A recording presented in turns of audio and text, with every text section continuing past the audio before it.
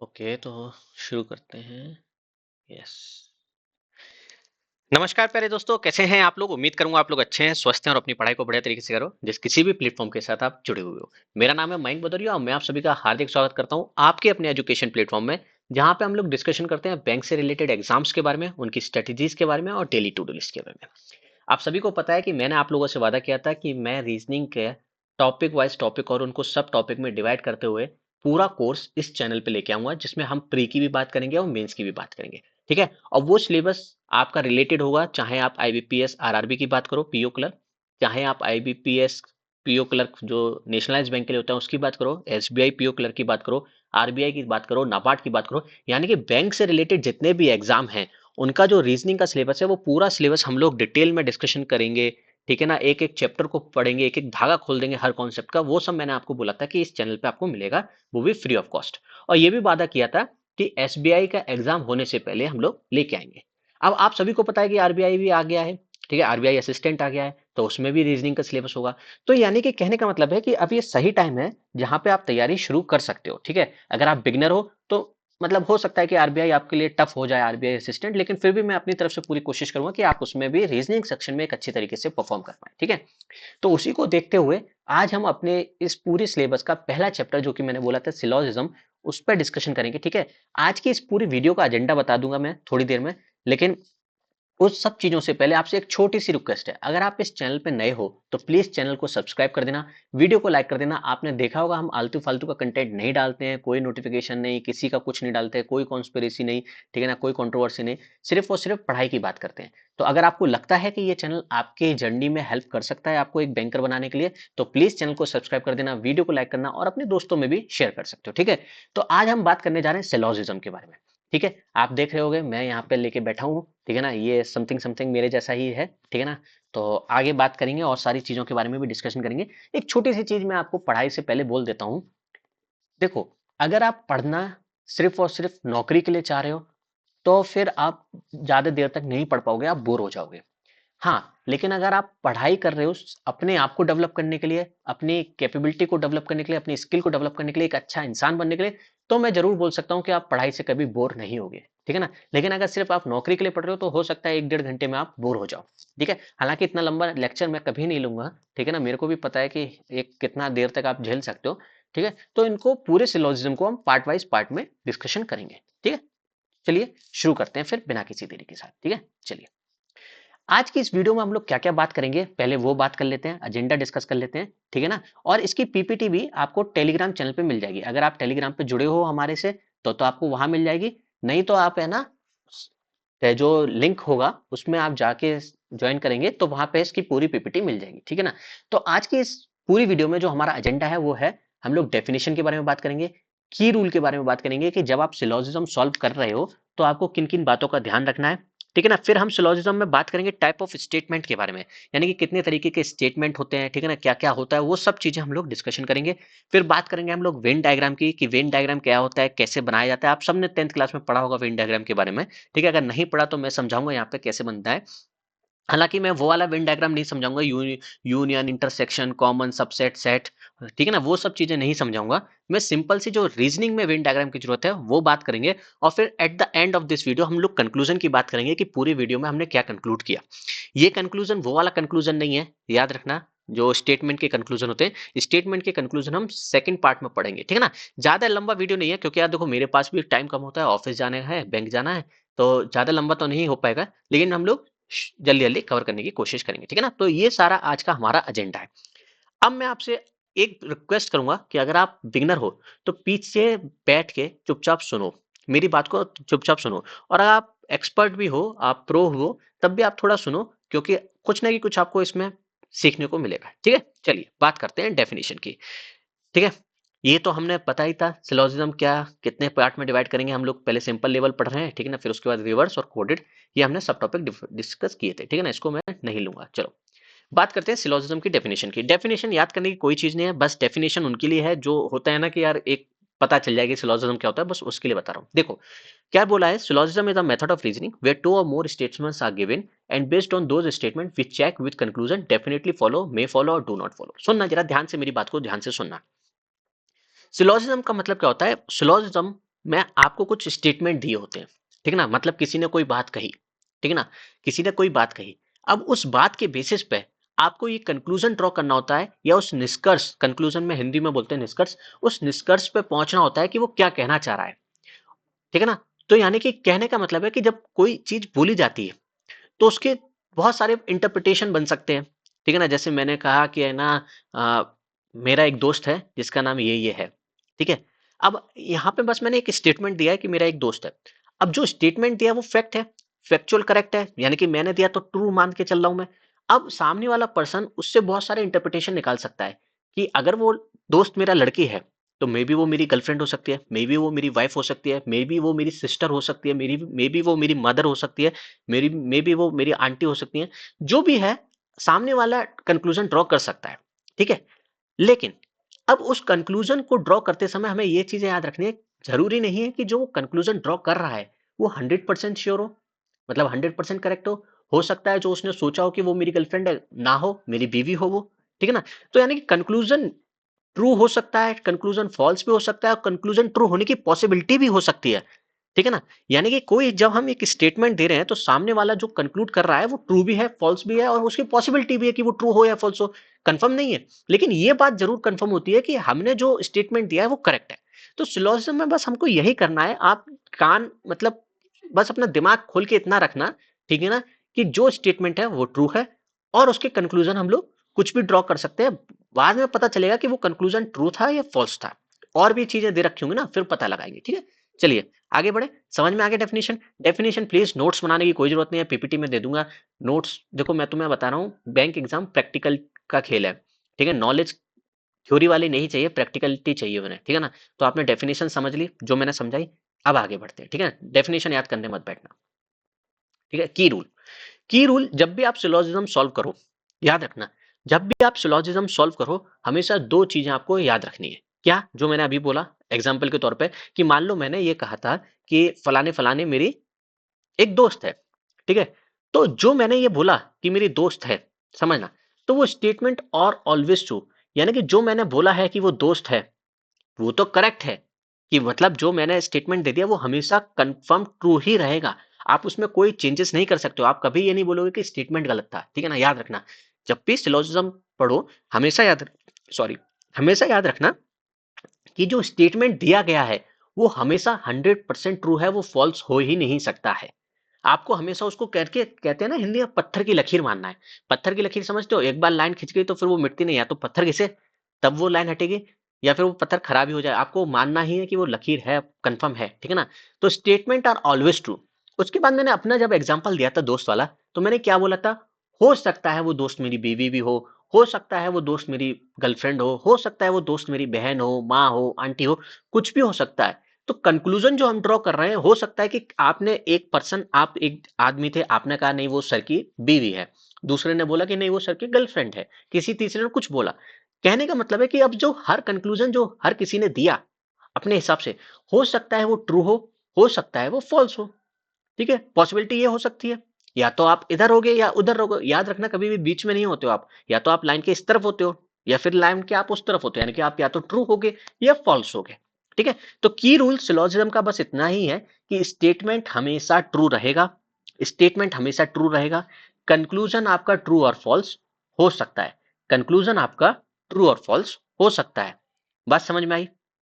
सबको समझ में आ गया? ठीक है, आगे बढ़े, आगे बढ़े, चलो। अब बात करते हैं हम लोग टाइप ऑफ स्टेटमेंट की, ठीक है। पहले ये कुछ स्टेटमेंट है, ध्यान से सुनना। सिलोजिज्म में बहुत सारे स्टेटमेंट है, बहुत सारे स्टेटमेंट है, ठीक है ना। ये मैंने वो स्टेटमेंट लिखे हैं जो जनरली यूज होते हैं, या जो हमको प्री लेवल पे जिनकी जरूरत होती है। याद रखना, जब भी मैंने कोर्स शुरू किया मैंने हमेशा आपको बोला कि मैं इन कोर्स को हमेशा सब टॉपिक में डिवाइड करके पढ़ाऊंगा, यानी कि पहले प्री, फिर मेंस, फिर और उससे ज्यादा मेंस, फिर और दो कॉन्सेप्ट को यूज करूंगा। यानी कि आपको पता है कि लर्निंग एक ग्रेजुअल प्रोसेस है, धीरे धीरे हम लोग आगे बढ़ेंगे। तो जो ये मैंने स्टेटमेंट लिखे हैं, कोई कमेंट में ये मत कहने आना कि सर ये वाला स्टेटमेंट भूल गए, ये वाला स्टेटमेंट भूल गए। मैं भाई एग्जाम पास किया हुआ हूँ, मेरे को पता है कितने स्टेटमेंट आते हैं, किस लेवल के किस एग्जाम में पूछे जाते हैं। तो मैंने पहले ही बोल दिया ये प्री लेवल का है, प्री लेवल में यही पूछते हैं, और जो दो चार है वो हम लोग क्वेश्चन के साथ पढ़ेंगे। देखो यार, थ्योरी नहीं आएगी, प्रैक्टिकलिटी आएगी, प्रैक्टिकल आपको सॉल्व करना आना चाहिए, ठीक है ना। तो जो स्टेटमेंट मैंने दिए हैं वो सिर्फ आपको एक कहते हैं ना कि एक छोटा सा आपको बता दिया कि ये है।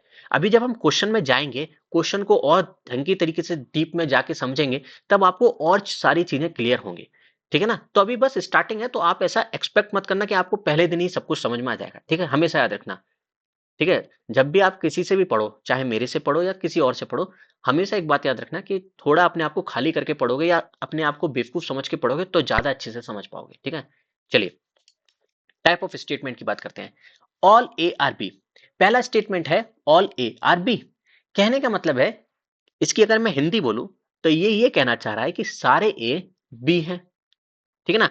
ऑल ए आर बी, ये स्टेटमेंट है, यानी कि ये 100% ट्रू है, इसमें गलती नहीं हो सकती है। तो पहला स्टेटमेंट कभी भी आपको लिखे कि ऑल ए आर बी, तो इसका मतलब ये होता है कि सारे ए बी हैं, ये कंक्लूजन है इसका, ठीक है।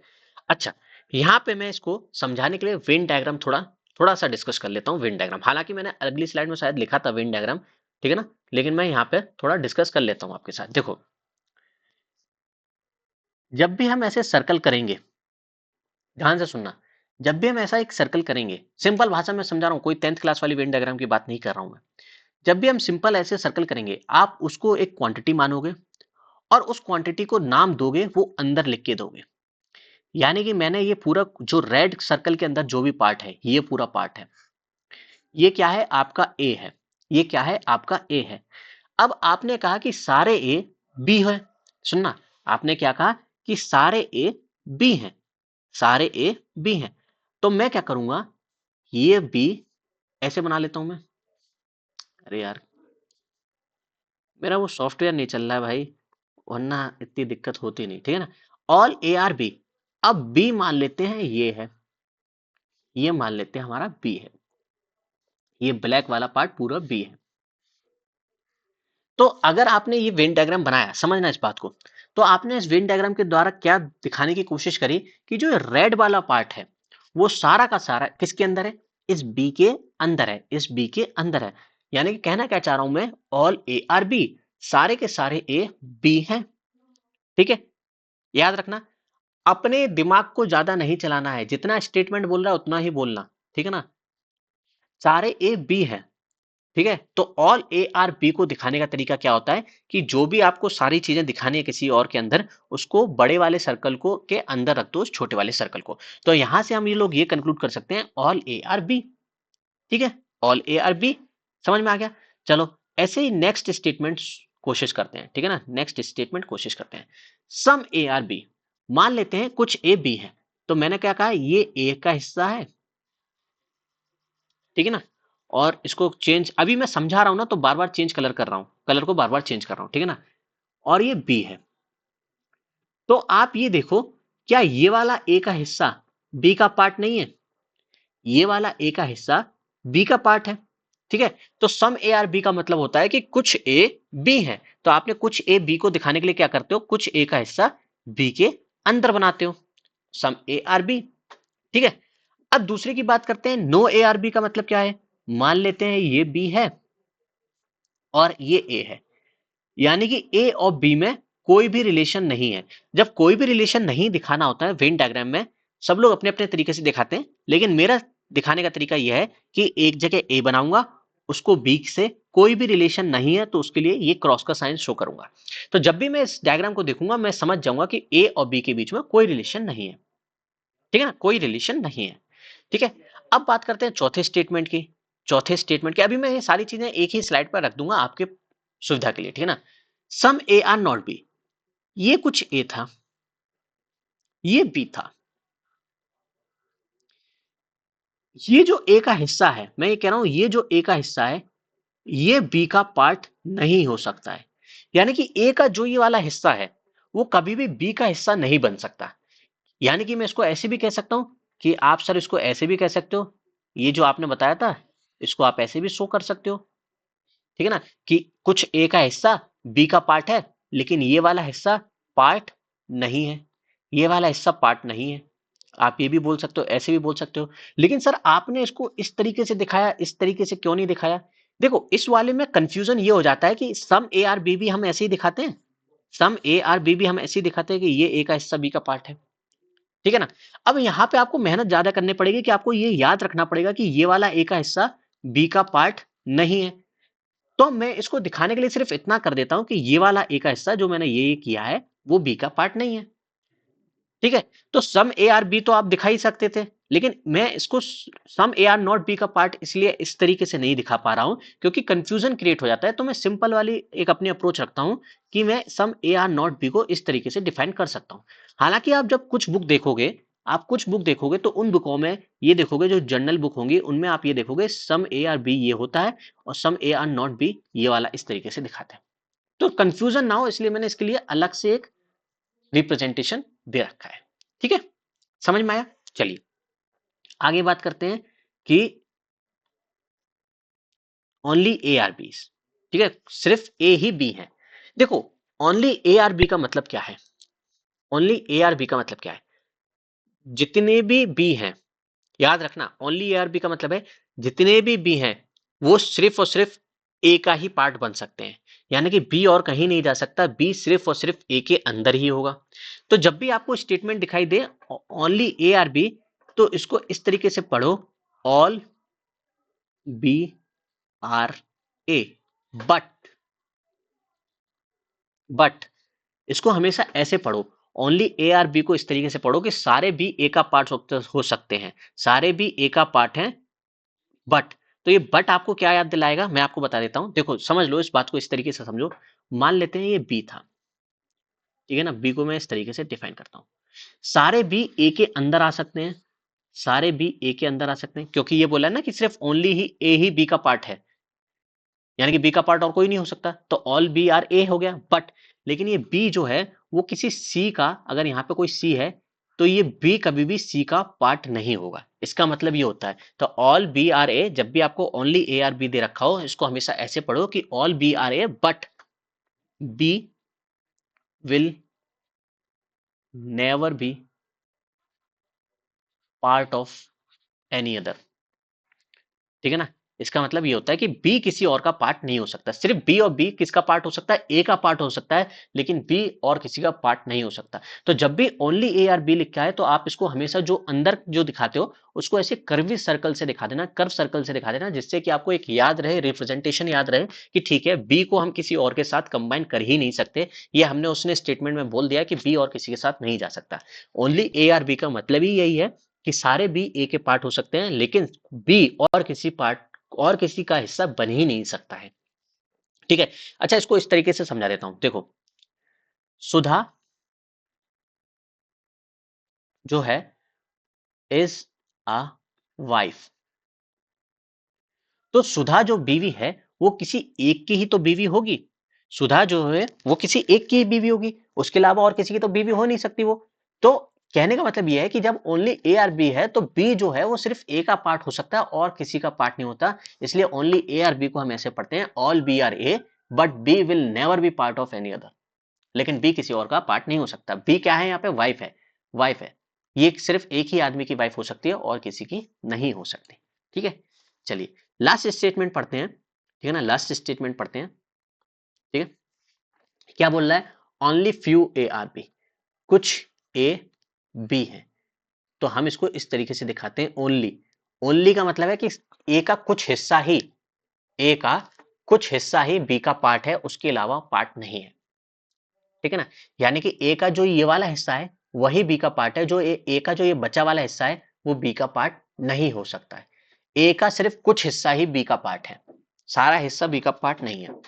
तो अब आप यहाँ पे ये कह सकते हो कि sir some A are B और only few A are B, तो बात एक जैसी हो गई, बात एक जैसी हो गई, सम ए आर बी भी वही कह रहा है, only few A are B भी वही कह रहा है। नहीं, सम ए आर बी में याद रखना सम ए आर बी कुछ इस तरीके से था, यहां पे वो ये तो कह रहा था कि ये वाला हिस्सा ए का पार्ट है, ए का ये वाला हिस्सा बी का पार्ट है, लेकिन क्या उसने ये कहा था कि ये वाला हिस्सा ए का बी में नहीं जा सकता? ऐसा तो उसने कुछ नहीं कहा था, ऐसा तो उसने नहीं कहा था।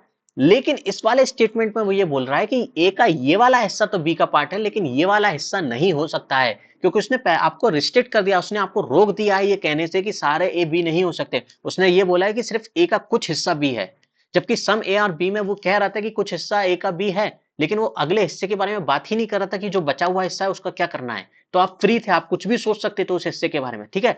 आप यहाँ पे फ्री नहीं हो, आप उसने कह दिया कि सिर्फ केवल कुछ ए का हिस्सा बी है, तो यानी कि जो बचा हुआ हिस्सा है वो नहीं हो सकता उसका पार्ट, ठीक है। ये चीजें आपको तब और अच्छे से समझ में आएंगी जब मैं कंक्लूजन की बात करूंगा, जब मैं कंक्लूजन की बात करूंगा, ठीक है। जो अगली वीडियो आएगी उसमें क्या होगा, ये टाइप ऑफ स्टेटमेंट हम दोबारा से पढ़ेंगे और उनमें के साथ साथ उनके कंक्लूजन को भी पढ़ेंगे, याद रखना, तब और चीजें क्लियर होंगी।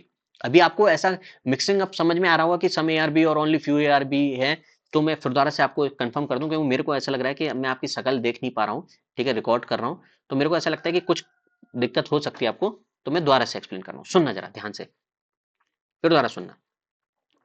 सम ए आर बी में ये चीज थी, वो ये कह रहा था कि ये ए का हिस्सा बी का पार्ट है।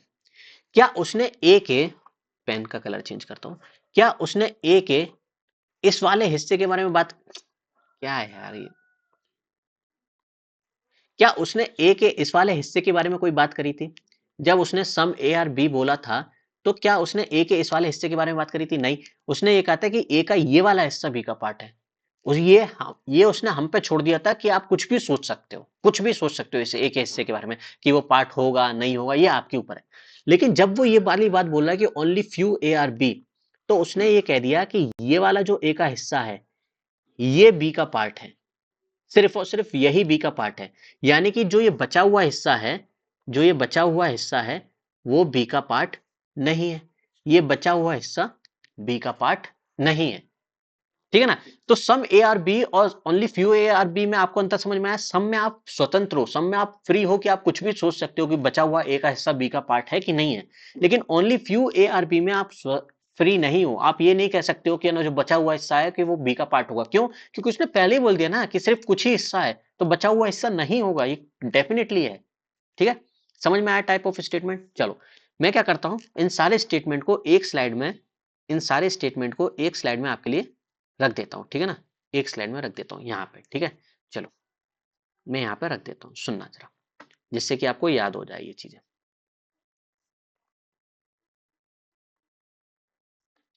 सुनना, ए, ऑल ए आर बी। जब भी हमको ये दिखाना हो कि ऑल ए आर बी है, तो हम ये करते हैं, ऑल ए आर बी, ठीक है। जब भी हमको दिखाना हो कि सम ए आर बी होते हैं, तो हम कुछ को उसको इस तरीके से रिप्रेजेंट करते हैं, सम ए आर बी, ठीक है।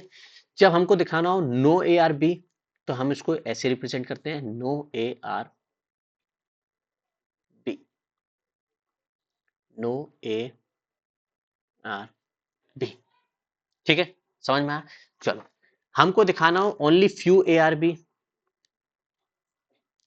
Only few A are B, कुछ ही ए बी हैं, तो हम यहाँ पे लिखेंगे only A are B. Sorry sorry, अरे यार क्या लिख दिया मैंने, गलत लिख दिया, रुक जाना जरा।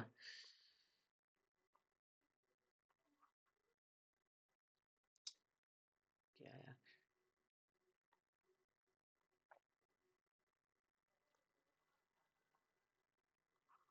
ये मिट क्यों नहीं रहा यार?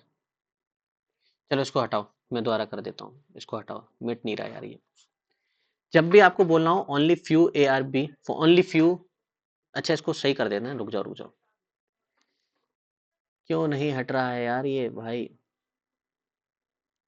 चलो यार दोबारा ही कर देता हूँ मैं, क्या यार, only few A are B की बात करते हैं, तो only few A are B कुछ इस तरीके से होता है, ठीक है। Only few A are B, only A are B, only A are B का मतलब होता है कि ऑल बी आर ए, सारे बी ए हो सकते हैं, लेकिन बी और किसी का पार्ट नहीं हो सकता है, ठीक है।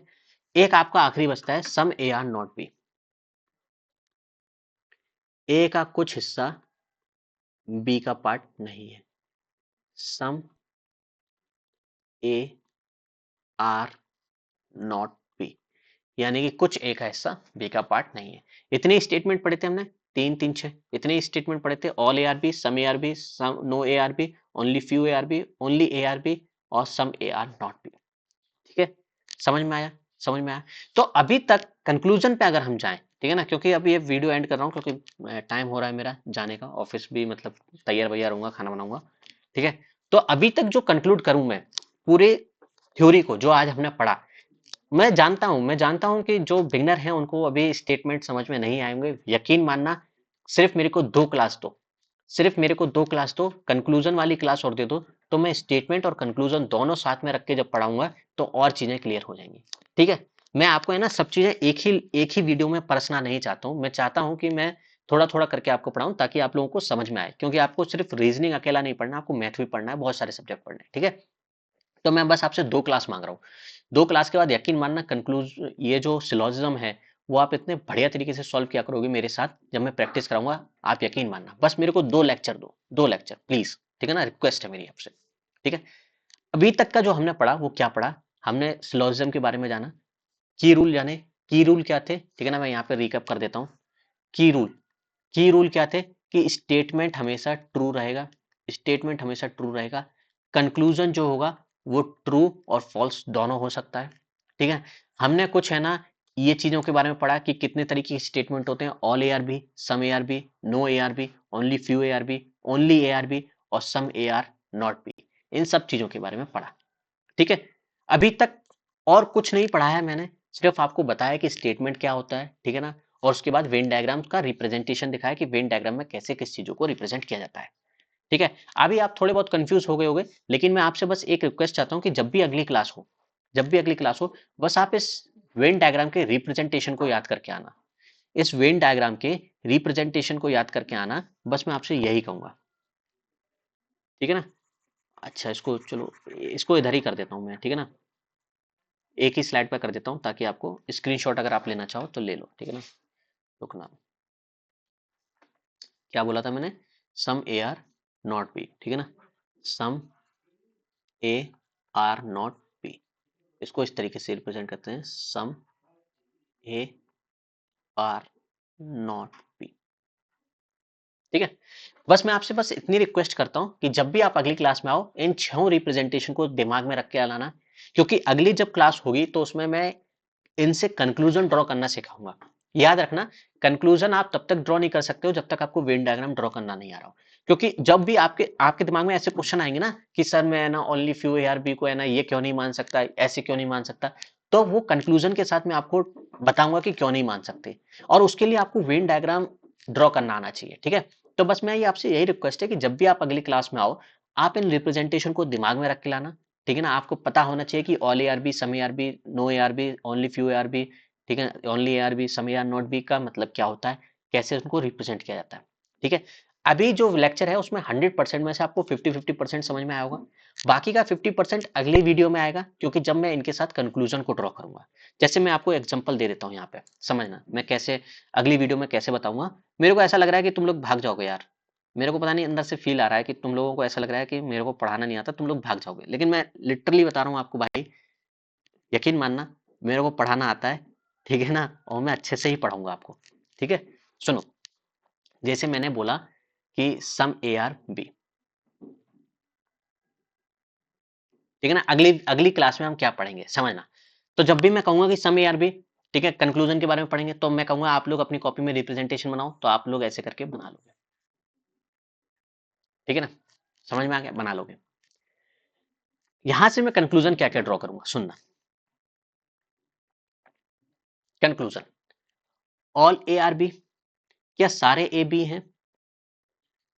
सुनना, ठीक है ना, all A are B is a possibility, possibility है। राइटिंग पे मत जाना, ठीक है ना, राइटिंग पे मत जाना, समझना। ठीक है, सम ए आर नॉट बी, इसकी पॉसिबिलिटी है कि नहीं है। तो जब मैं आपको ये चीजें पढ़ाऊंगा तो मैं कैसे बताऊंगा, ध्यान से सुनना, वेन डायग्राम का काम क्यों आएगा और मैंने क्यों कहा कि आपको है ना ये स्टेटमेंट याद होनी चाहिए कि कैसे ड्रॉ करते हैं। ऑल ए आर बी, चलो इस पे चलते हैं। स्टेटमेंट ये था कि सम ए आर बी, ये ट्रू है, ठीक है ना, ये ट्रू है। कंक्लूजन बोल रहा है कि ऑल ए आर बी, क्या आपको सारे ए बी का हिस्सा दिख रहे हैं? नहीं। आप तो ये कह रहे हो कि सर ये वाला ए तो बी का हिस्सा है, ये तो मैं कंफर्म हूं, लेकिन ऑल के बारे में मेरे को कोई जानकारी नहीं है। तो अगर आपको कोई जानकारी नहीं है तो कंक्लूजन क्या हो जाएगा? फॉल्स हो जाएगा। कंक्लूजन क्या हो जाएगा? फॉल्स हो जाएगा। All A are B is a possibility, क्या सारे ए बी हो, इसकी पॉसिबिलिटी है क्या? इसकी पॉसिबिलिटी है। आप ये कह रहे हो कि सर ये वाला ए का हिस्सा बी का पार्ट है, ये तो कंफर्म है, ये वाला चीज कंफर्म है। क्या इस ए के बारे में आपको बी कोई जानकारी है? आप कहोगे नहीं जानकारी है, तो ऑल ए आर बी तो फॉल्स था। लेकिन क्या उसने ये कहा है कि ये हो ही नहीं सकता है? अरे आपको वेन डायग्राम से ये समझ में आया कि ये ट्रू नहीं है, all A are be true नहीं है। लेकिन मैं कह रहा हूं कि क्या यार पॉसिबिलिटी हो सकती है? पॉसिबिलिटी हो सकती है, तो पॉसिबिलिटी तो हो सकती है ना। अगर इसको पॉसिबिलिटी को मैं छुपा दूं, इस पॉसिबिलिटी को मैं यहां से छुपा दूं, तो ये स्टेटमेंट फॉल्स हो रहा है। लेकिन जब मैं यहाँ पे पॉसिबिलिटी लगा दे रहा हूँ तो आप कह रहे हो यार पॉसिबिलिटी हो सकती है, मेरे को बाकी हिस्से के बारे में तो जानकारी नहीं है ना। मैंने जब ये वाला स्टेटमेंट पढ़ाया था यहाँ पे सम ए आर बी वाला, ये वाला देखो, तो मैंने कहा था कि मेरे को सिर्फ इस हिस्से के बारे में जानकारी है, इस हिस्से के बारे में मेरे को जानकारी नहीं है। लेकिन जब मैंने कहा कि ऑल ए आर बी, तो दिखाई दे रहा था कि नहीं है, डेफिनेटली ट्रू नहीं है। कोई चीज ट्रू तभी होगी जब वो डेफिनेट हो कि हाँ 100% होगा। 100% तो जानकारी ही नहीं है हमें, इस वाले ए के हिस्से के बारे में जानकारी है नहीं है, तो हम कैसे कह सकते हैं कि पक्का होगा ही होगा। लेकिन जब उसने पॉसिबिलिटी बोल दिया, तो हमको एक डाउट है कि हो सकता है यार ट्रू हो सकता है ट्रू हो, है ना, तो ये यहाँ पे ट्रू हो जाएगा। ठीक है, तो अगली वीडियो में जब मैं इस तरीके से पढ़ाऊंगा तब आपको बहुत सारी चीजें क्लियर आएंगी। बस आपसे हाथ जोड़ के यही रिक्वेस्ट करूंगा कि कमेंट बॉक्स में ये मत कहना कि नहीं समझ में आया, नहीं ये नहीं वो नहीं। भाई मैं खुद कह रहा हूं कि अभी इतनी जल्दी समझ में नहीं आएगा। पहली क्लास है, कम से कम 2-3 क्लास है, तो इसीलिए डेमो जो दिया जाता है ना, वो 2-3 क्लासों का डेमो दिया जाता है। अगर आप कोई कोचिंग इंस्टीट्यूट में जाओगे तो जब वो डेमो की बात करते हैं तो 2-3 क्लास का डेमो होता है। वो इसलिए 2-3 क्लास का डेमो होता है क्योंकि उन्हें भी पता है कि पहली क्लास में सबको सब कुछ समझ में नहीं आएगा, क्योंकि कोई कॉन्सेप्ट एक क्लास में पूरा नहीं हो सकता भाई। समझ रहे हो, कॉन्सेप्ट को खत्म करने के लिए 2-3 क्लासें चाहिए। तो ये कॉन्सेप्ट अभी खत्म नहीं हुआ, इसलिए आपको हो सकता है कि कम समझ में आ रहा हो, लेकिन डेफिनेटली मानना जब कंक्लूजन की बात करेंगे हम लोग इनसे ड्रॉ करने की, तब आपको बहुत सारी चीजें समझ में आएंगी। ठीक है, तो उम्मीद करते हैं कि थोड़ा बहुत तो आपको समझ में आया होगा। बाकी फीडबैक के लिए ओपन है कमेंट बॉक्स, फीडबैक आप कुछ भी दे सकते हो कि सर ये चेंज कर लो, स्लाइड का ये चेंज कर लो, वो चेंज कर लो, वो हम कर देंगे। ठीक है ना, लेकिन अभी ये मत सोचना कि आपको सब कुछ समझ में आ गया होगा।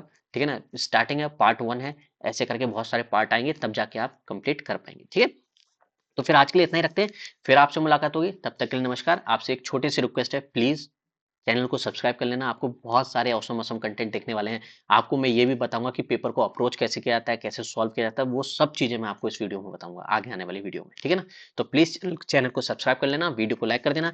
मिलते हैं फिर नेक्स्ट वीडियो में, तब तक के लिए अपना ध्यान रखिए, खूब पढ़ाई करिए, अपने मम्मी पापा का नाम रोशन करिए। जो भी आपकी ख्वाहिशें हैं कि नौकरी लगे, ये हो वो हो, वो सब भगवान आपकी पूरी करें, लेकिन उसके लिए थोड़ी सी मेहनत आपको करनी पड़ेगी। ठीक है, थोड़ी सी मेहनत तो करनी पड़ेगी। ठीक है, तो चलिए फिर आज के लिए इतना ही रखते हैं, फिर आपसे मुलाकात होगी, तब तक के लिए नमस्कार, अपना ध्यान रखें, bye bye, take care, thank you very much and God bless you to all, thank you.